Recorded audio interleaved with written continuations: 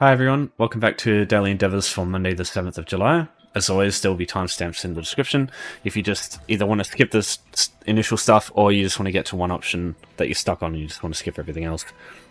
So there's a few things I want to talk about first. I have been a little bit lazy. I haven't been keeping up with all the stuff coming out.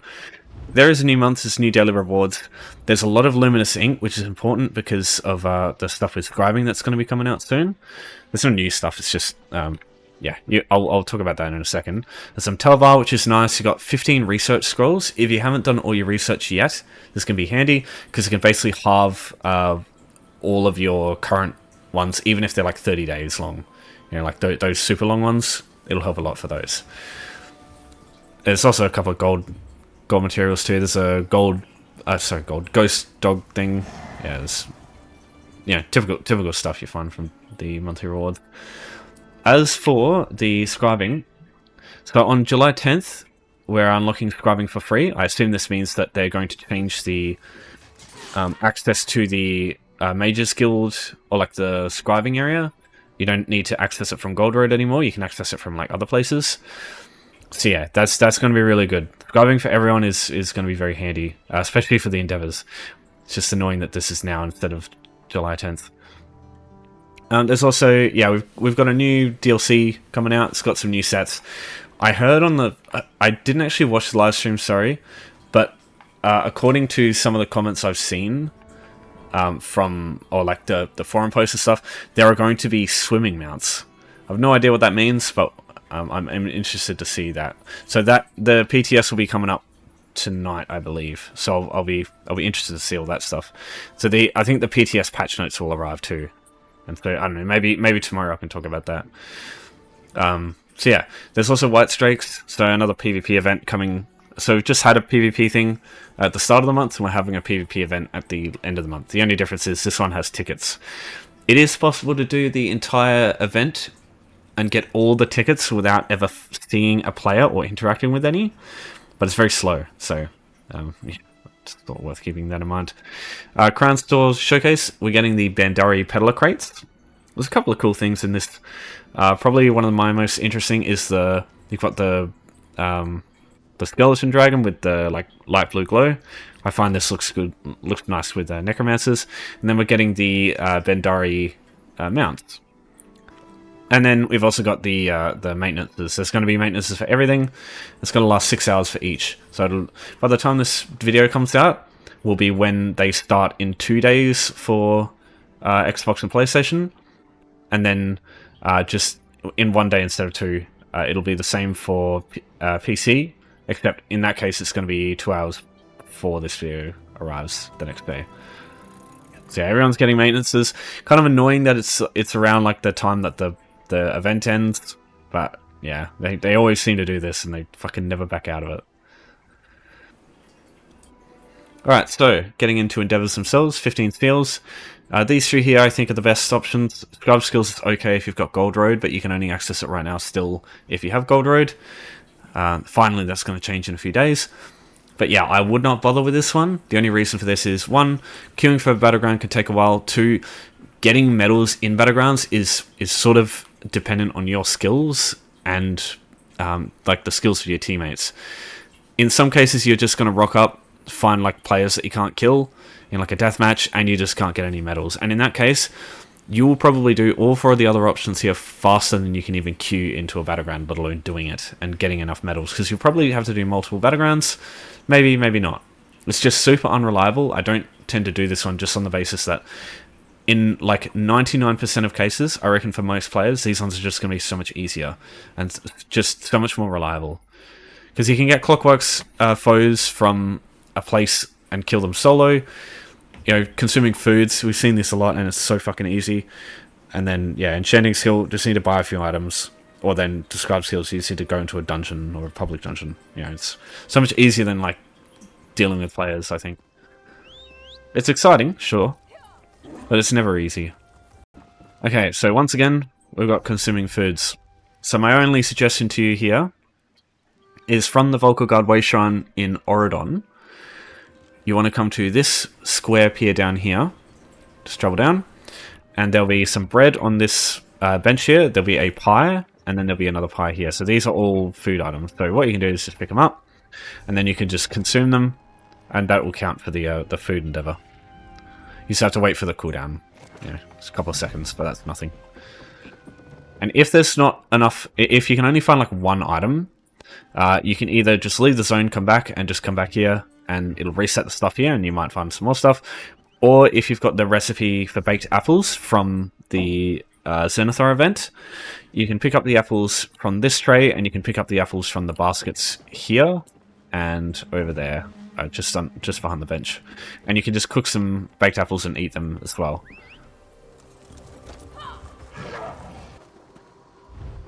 Alright, now we got crafting with enchanting. So you need 3 things for enchanting. I mean, you can build enchanting furnishing items if you want, but this is a lot simpler. So you need 3 items. You need a potency rune, an essence rune, and an aspect rune. Now getting these things, aspect and essence, every runestone will have one of these, but while you can use any essence rune at any time, the potency runes and the aspect runes that you can use require certain levels. So what I suggest you do is go to a guild trader and just buy one of 3, like one of each type. Just buy a big stack of them, and just buy the cheapest ones you can possibly find. Potency, you don't have to do that. There is a way to get all of these easily. I'll show you how. But yeah, the 2 things you want to at least have is some cheap aspect runes and some cheap essence runes. So let me show you firstly where to get potency runes. Any enchanter in the game, go into the store and they will have all the potency runes available. So what I suggest you do is just go Jode or Jorah. These are the cheapest ones. So just buy 4 of those. And these are the level 1 glyph runes. So anybody can use these ones. And because they're the cheapest, you want to use them anyway. So there is no way to mess up a glyph construction. Any combination can work. So it doesn't matter which ones you get, just as long as they're cheap. As an example here, this is Denny. Now, I wouldn't really buy Denny because these are used for writs. I buy other stuff, but there's just an example for aspect. Oh, sorry, essence. And aspect, we can look. Now, the only thing I would ever buy for aspect runes is Jojota, because they are cheaper than anything else. Donata isn't too bad, but you can't use Donata from level 1. So it's like, it depends on your character. If your character has a little bit of enchanting leveled up and you've got a skill point for it, yeah, absolutely get Donata, whichever's cheaper. But generally, Jojota, you can find these things in just fucking huge stacks for really cheap sometimes. Like, you look at this, 3 gold piece, 600 for a full stack. This will last you ages. So yeah, Jojota if you can. The thing about Tar, and the reason it's actually more expensive than the higher quality above it, is because these are used in crafting writs, which can give you kutas, and these are not. So these are sort of the actual bottom tier one, because they've compared to Donata and all that, they're not as good, and they're not used in things that get you the best one like tires. So they're they're not as good. And then essence rune, we'll have a look. There's nothing here. Yeah, just keep going through guild stores, just having a look for essence ones. Now Oko is one I would definitely not buy, because these are used in writs, and these are actually redonkulously expensive for how common they are, I think. Yeah, they're used a lot in writs, and they're used for tanks too. So, also Hakejo, don't ever use these. All those other ones before in Deco, don't ever use these because these are way too expensive to use just for a 15 seal writ. No, 15 seal endeavor. Sorry. Now I'll start talking about the next one, because you can kind of do these 2 at the same time, assuming you use this option. I will go through it. So Clockwork Foes, what the hell are they? So there are actually 2 types of Dwarven Automata, and some count as Clockwork Foes, some count as the regular Dwarven Automata. Anything from Clockwork City counts as Clockwork Foes. Now, there's 2 places I suggest you use for this. There's either Clockwork City, which has these... You got these like oil rivers here that have some Clockwork Foes in them, and then like other like points of interest I think also have some hostile enemies in them too. But I don't think you should ever use that, because one, it's overland, so all players have access to it. So if someone comes through and kills a bunch of stuff, then you're gonna have to wait for it to respawn, and that you could be wasting your time. And 2, it's a paywalled one, so not everybody's got access to it anyway. In no situation, I think, is better than Hall Fabrication because it's free. Everyone's got access to it. I'm pretty sure you have it by default, so you can travel via Wayshrine immediately from any character. And if not, there is a house here you can use. Let me remember what it's called. So go to Home Tours, Browse Homes. I think, is it Tel Mithrin? Or is that Skyrim? It's probably Skyrim. Tel Galen, that's what it's called. This one here. So travel to Tel Galen, and that will bring you here. And from there, you just go a little bit west, and you can get easy accesses. But I'm pretty certain you will have this, and you can just travel via Wayshrine. And then if you do that, you can exit, and you'll be brought straight back to the Wayshrine anyway. So it's super, super convenient.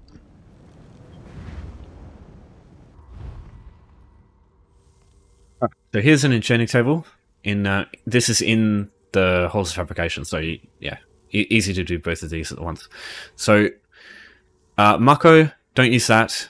Oko, don't use that if you can. Denny, don't use that if you can. Hakejos, don't use those. And Indekos, don't use those either. And everything else, aside from like Kuta and Rakuto, shouldn't really use these either.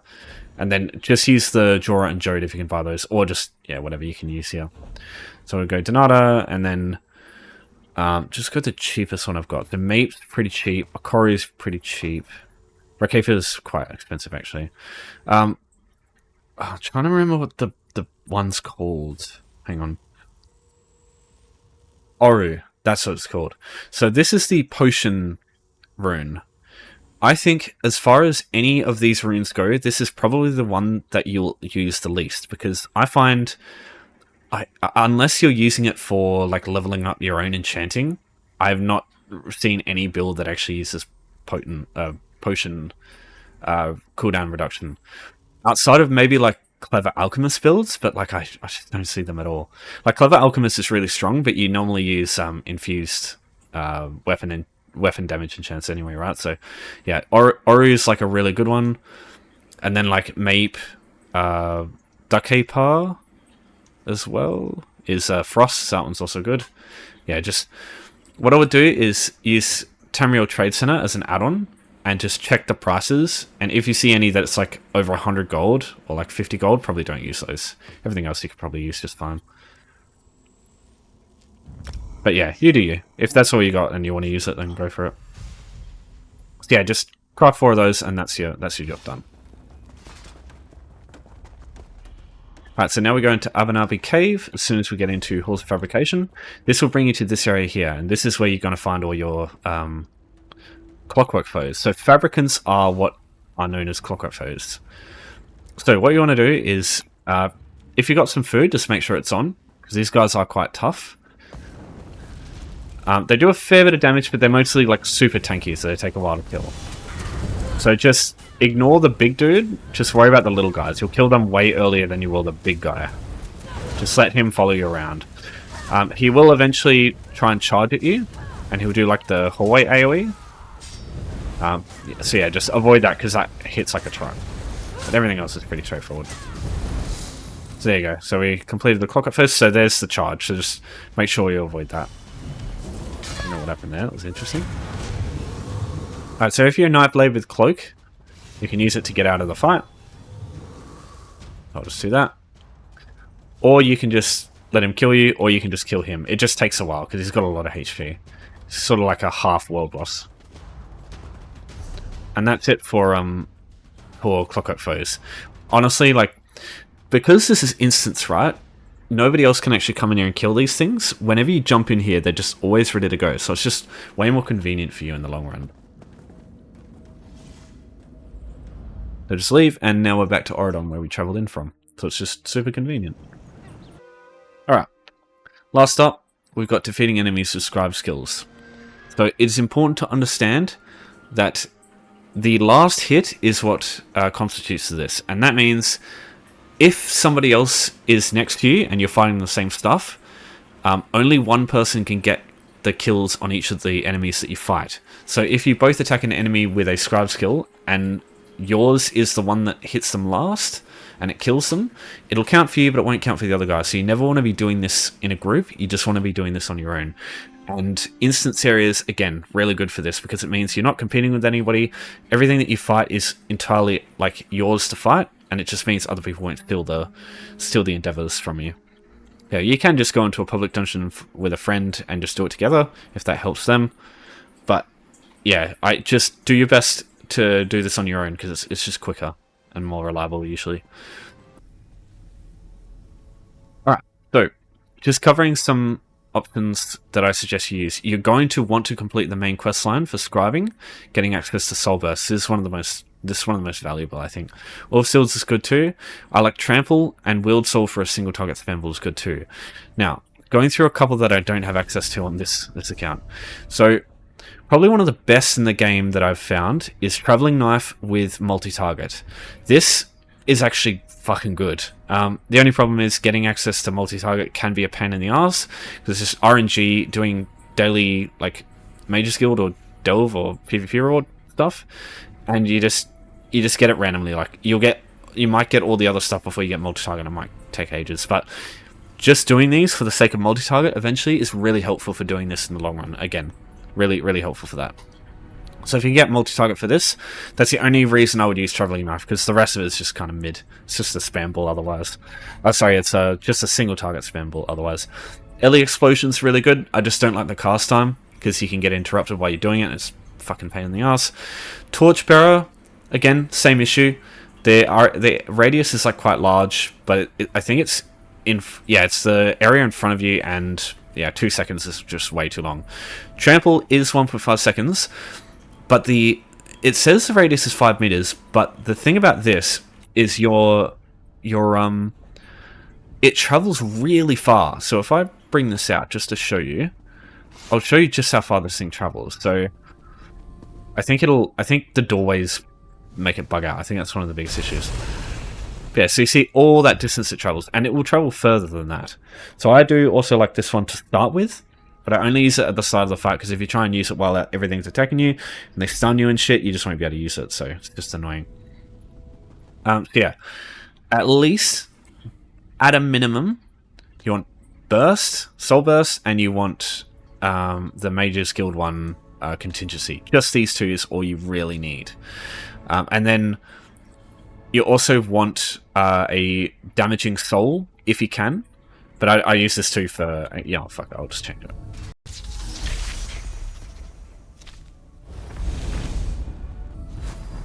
One last thing. These two here, if you give them disease, bleed, or physical damage, it causes them to cost stamina instead of magicka. So if you're running a build that has a higher max magicka or max stamina, you just want to make sure you choose the right ones there. Otherwise, you might run out of resources too quickly to be able to use them properly. So I'll just go through the options I have. So I have Magical Soul with Lingering Torment. Lingering Torment, I believe, also accounts as Scribe's kill getting a kill. And then got a Major Breach, and then Minor Breach on Fiery Burst for like AoE stripping of armor, and then flame damage, and then flame damage over time. You can use other stuff like Druids instead of extra flame damage over time. Doesn't really matter too much. I've got Shocking Contingency. Again, these can all just be magical or physical. If you've only got those, don't worry too much about the damage. I've also got Minor Resolve on this, but if you can get it, use Vulnerability, because that increases the damage all the stuff does. But bear in mind, Shock damage applies Concuss, which does Minor Vulnerability anyway. But the status effects... it's not a good idea to try and apply status effects, because they can actually... If an enemy dies from status effects, it doesn't count as a Scribe's kill, which is fucking annoying. And then Magical Trample, so just... Minor Mangle, really strong, if you can get that too. But I think that's a specific thing that you need to have found in a daily coffer. But yeah, Minor Mangle basically deals 10% health damage to like every enemy it hits. It's like really fucking good. And then some magic damage to everything else. Alright, so where would I do this? Because it's 40 enemies, that's a lot. So Wayrest Sewers is my personal preference. This room here and this room here is all I really use. But, it's entirely up to you. You've got public dungeons. These are...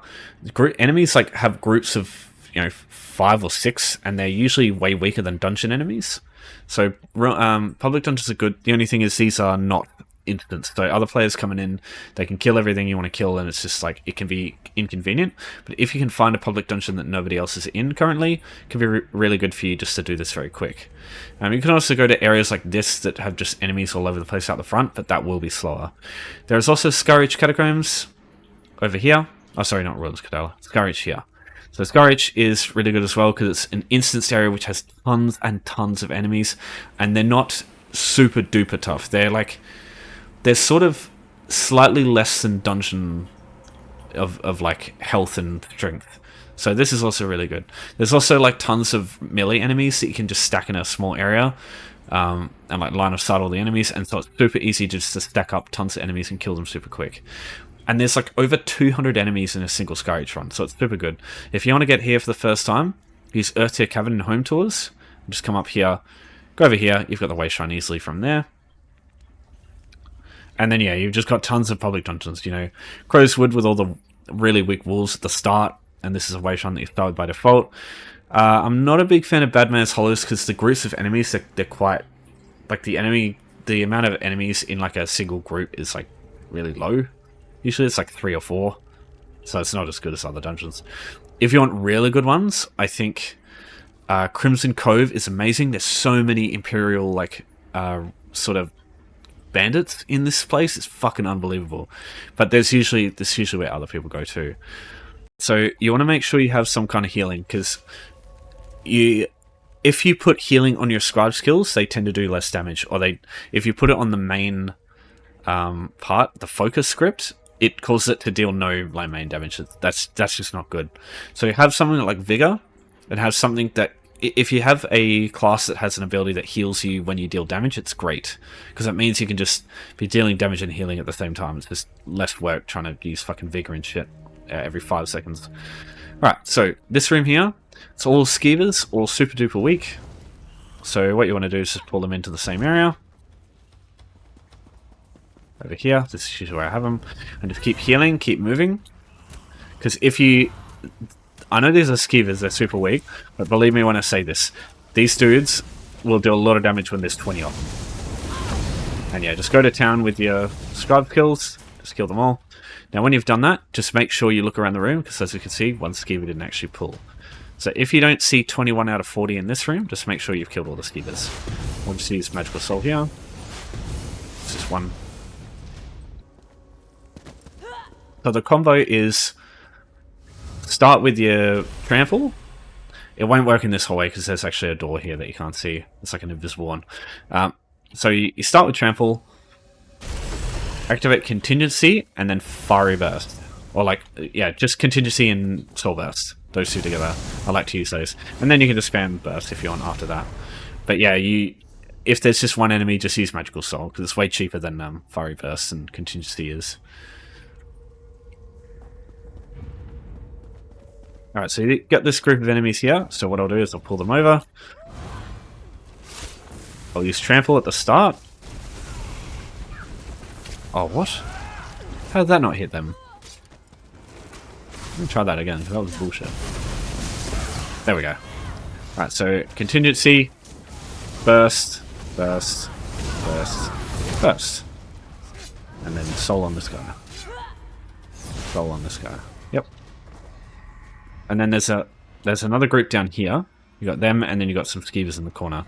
The same thing down here. You can just pull this group, Vigor, Trample. That was not where I was aiming, Trample game. Alright, and then Contingency, Burst, Burst, Burst, Burst, Burst. Okay, well done.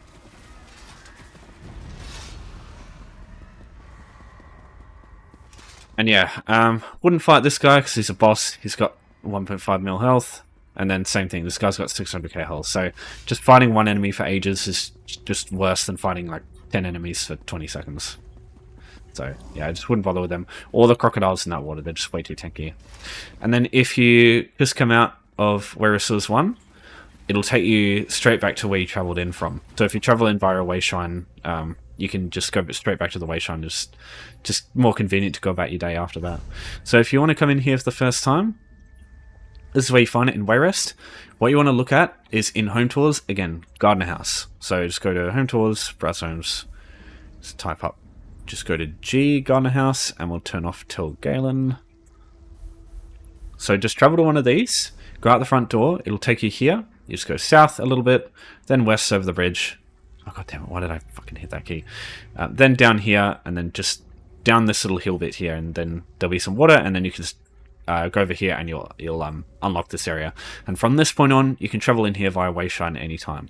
So it's just really convenient as well for for just doing most like combat endeavors. I tend to use this place just because it's so convenient. Alright, so that's everything. If you've got any questions, as always, just give me a holler. But for now, thanks everyone for watching. Thanks for your support as always. I will see you next time, and take care.